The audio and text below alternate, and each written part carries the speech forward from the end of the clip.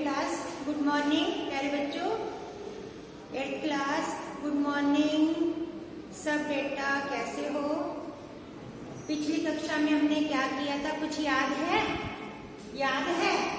हमने पाठ 16 पद और वाक्य विचार का एक भाग किया था। कौन से वाला? पद किसे कहते हैं, पदबंध किसे कहते हैं, पदबंध के कितने भेद हैं, पदबंध की पहचान हम कैसे करेंगे कि कौन सा पदबंध है, हमने ये पिछली कक्षा में किया था। आज हम पाठ 16 का अगला भाग वाक्य विचार करेंगे। कौन सा भाग करेंगे? वाक्य विचार। वाक्य पढ़ते हो ना आप अपनी बुक में? ज्यादातर बुक में क्या होता है, लेसन में वाक्य लिखे होते हैं। तो वाक्य विचार के बारे में पढ़ेंगे कि वाक्य किसे कहते हैं, वाक्य के कितने अंग होते हैं, वाक्य के कितने भेद होते हैं। तो वाक्य की परिभाषा, शब्दों के सार्थक समूह को वाक्य कहते हैं। यदि हम सार्थक समूह ना लिखें तो आपकी परिभाषा गलत हो जाएगी। तो आपने परिभाषा में क्या लिखना है? शब्दों के सार्थक समूह को वाक्य कहा जाता है। जैसे मैं बोल रही हूँ, आप सुन रहे हैं, मैं पाठ 16 पढ़ा रही हूँ। यदि मैं हूँ पढ़ा रही, यह वाक्य गलत है, यह व्याकरण की दृष्टि से गलत वाक्य है। वाक्य में हमेशा कर्ता पहले, क्रिया अंत में प्रयोग की जाती है। तो प्यारे बच्चों, तो ये सार्थक समूह हम जब तक सार्थक ढंग से वाक्य नहीं बनाएंगे तो वाक्य गलत हो जाएगा। ठीक है। अब इसी के बाद आपकी बुक में दिया है वाक्य के अंग। जैसे हमारे भी पार्ट्स ऑफ बॉडी होते हैं, हमारे शरीर के अलग, सिर, आंख, मस्तक, कान, नाक, मुंह, कंधे, हाथ, पैर, ये हमारे क्या है? Parts of body. ऐसे ही वाक्य के भी अंग होते हैं। वाक्य के 2 अंग हैं। कितने अंग हैं? 2, उद्देश्य और विधेय। कितने अंग हैं? 2। नंबर 1 उद्देश्य, नंबर 2 विधेय। कितने अंग बताए? 2। नंबर 1 उद्देश्य, नंबर 2 विधेय। उद्देश्य किसे कहा जाता है? जिसके बारे में कुछ कहा जाए उसे उद्देश्य कहा जाता है। उद्देश्य कहने वाले को, मैं बोलती हूँ, मैं क्या है इसमें? उद्देश्य। बोलती हूँ, विधेय। उद्देश्य को कर्ता नाम भी दिया जाता है। उद्देश्य का दूसरा नाम कर्ता भी होता है। उद्देश्य का दूसरा नाम क्या बताया? कर्ता। करने वाले को कर्ता कहा जाता है। राम सो गया,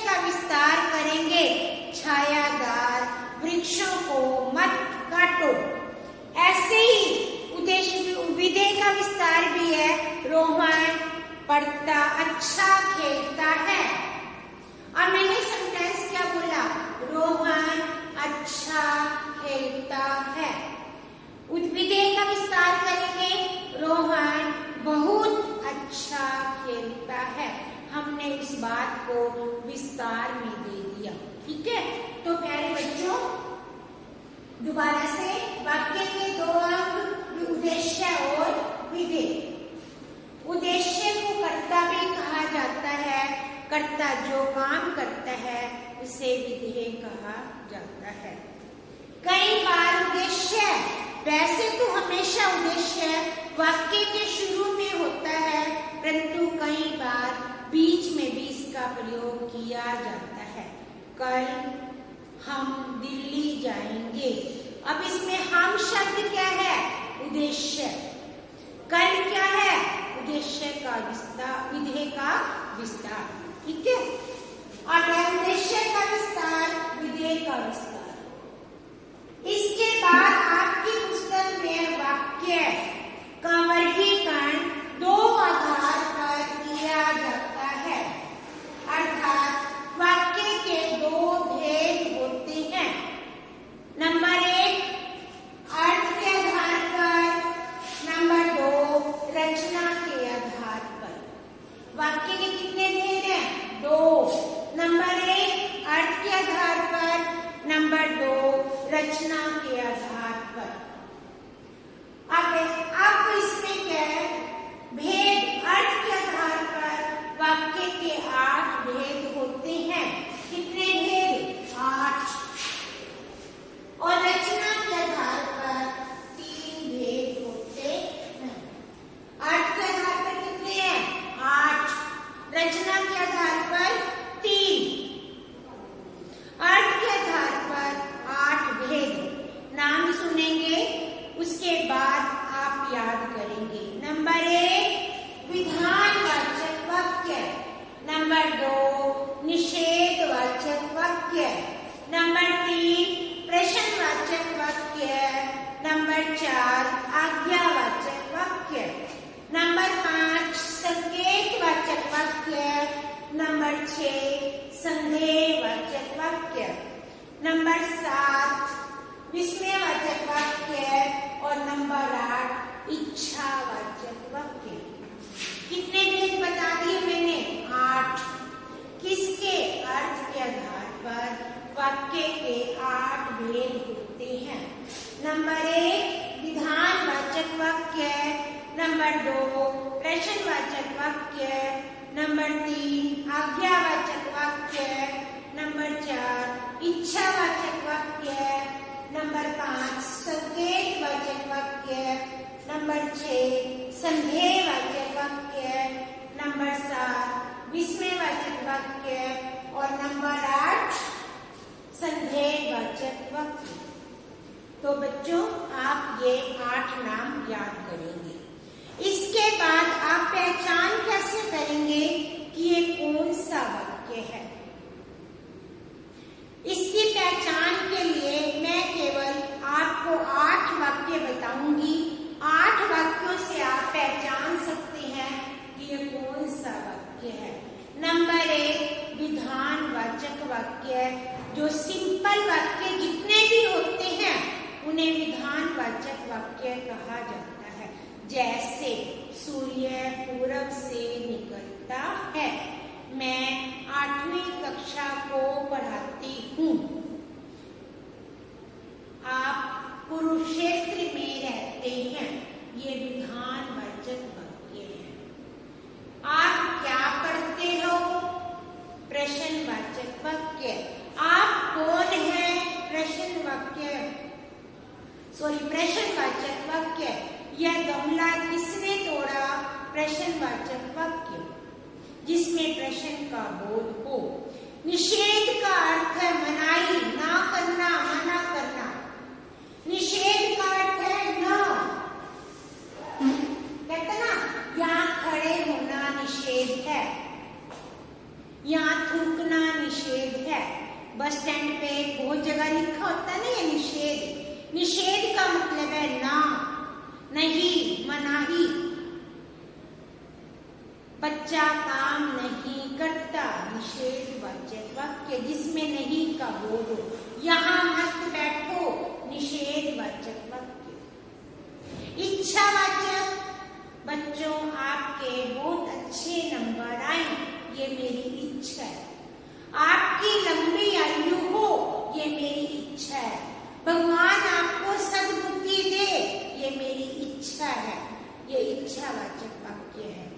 इसी के बाद संदेहवाचक वाक्य जिसमें शक हो, जैसे शायद कल छुट्टी हो, शायद कल बरसात आए, शायद मैं तुम्हारे घर आऊं। ये क्या है? संदेहवाचक वाक्य, जिसमें पक्की बात का पता न चले, जिसमें डाउट हो। शायद मैं कल घूमने जाऊं, शायद मैं कल आपकी कक्षा ना लूं। ये क्या है? संदेहवाचक वाक्य।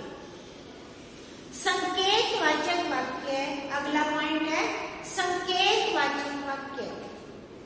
संकेतवाचक वाक्य में एक बात दूसरी बात पर निर्भर करती है। क्या करती है? एक बात दूसरी बात पर निर्भर करती है। यदि पढ़ोगे तो पास हो जाओगे, इशारा दे रहे हैं। यदि परिश्रम करते तो पछताना नहीं पड़ता। यदि व्यायाम करोगे तो स्वास्थ्य ठीक रहेगा। एक बात दूसरी बात पर निर्भर है। संकेत करने, एक काम करने का दूसरे काम के साथ संकेत है, इशारा। यदि जल्दी जाओगे तो गाड़ी मिल जाएगी, संकेत है ये। इतना समझ आ गया?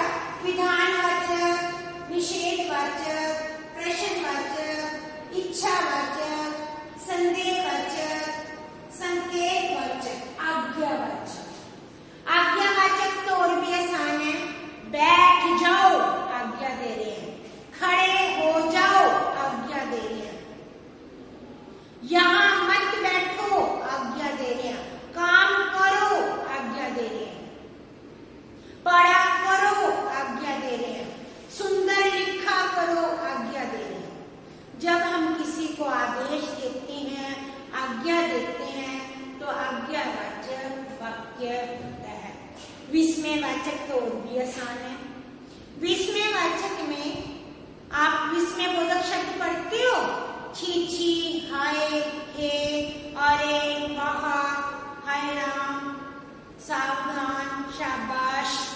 ये विस्मयबोधक शब्द हमेशा जिसमें आज्ञाएं वे विस्मयवाचक वाक्य होते हैं।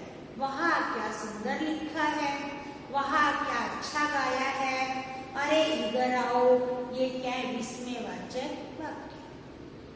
तो बच्चों, इसके बाद आप अपनी बुक में एक बार खुद पढ़ेंगे तो आपको और ज्यादा समझ आ जाएगा। कितने भेद बताए? 8 के आधार पर मैंने कितने भेद बताए? 8। मैंने सबके उदाहरण द्वारा आपको बताइए। इसके बाद रचना के आधार पर वाक्य के 3 भेद होते हैं। सरल वाक्य, कितने भेद बताए? रचना के आधार पर वाक्य के 3 भेद। सरल वाक्य, संयुक्त वाक्य और मिश्र वाक्य।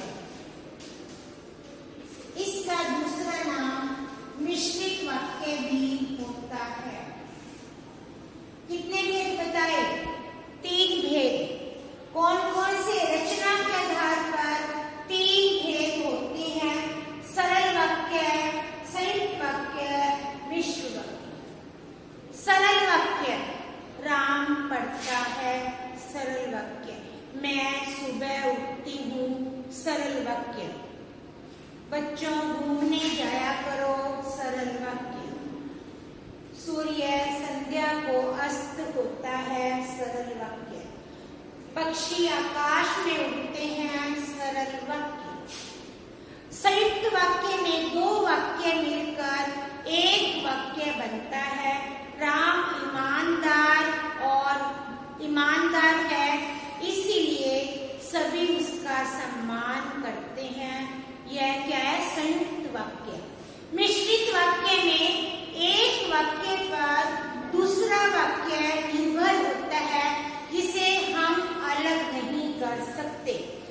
अध्यापक ने कहा कि बच्चों ध्यान से सुनो। अध्यापक ने कहा वाक्य अधूरा है, तब इसे पूरा करने के लिए की शब्द जोड़कर हमने दूसरा वाक्य जोड़ दिया। मिश्रित वाक्य में दो वाक्य को हम अलग नहीं कर सकते, संयुक्त वाक्य में हम दो वाक्यों को अलग अलग कर सकते हैं। तो प्यारे बच्चों, आज हमने अर्थ के आधार पर वाक्य भेद पढ़े 8, रचना के आधार पर वाक्य भेद पढ़े 3। तो आपकी बुक में इसके बाद पेज नंबर 41, पेज 42, 43 सरल वाक्य, संयुक्त वाक्य, मिश्रित वाक्य। इसके बाद पेज 140 पर सरल वाक्य को संयुक्त वाक्य में बदलना, सरल वाक्य को मिश्रित वाक्य में बदलना। चोर पुलिस को देखते भाग गया। संयुक्त वाक्य में कैसे बदलेंगे? चोर ने पुलिस को देखा और भाग गया। अब इसी को मिश्र वाक्य में बदलना हो तो जैसे ही चोर ने पुलिस को देखा वैसे ही भाग गया। टोपी वाला बाबू कहाँ गया? सरल वाक्य। अब इस वाक्य को मिश्र वाक्य में बनाना है। जिसने टोपी पहनी थी वह बाबू कहाँ गया? ये मिश्र वाक्य।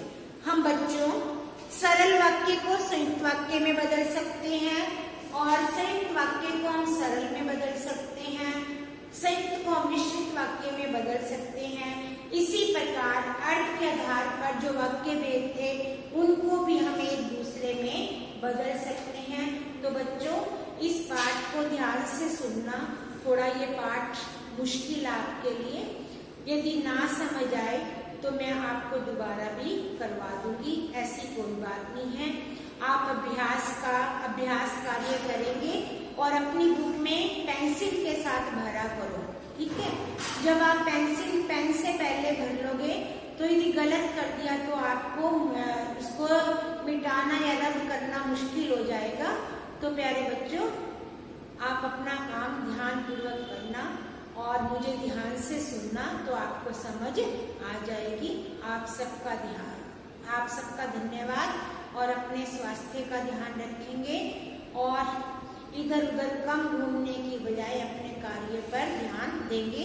धन्यवाद।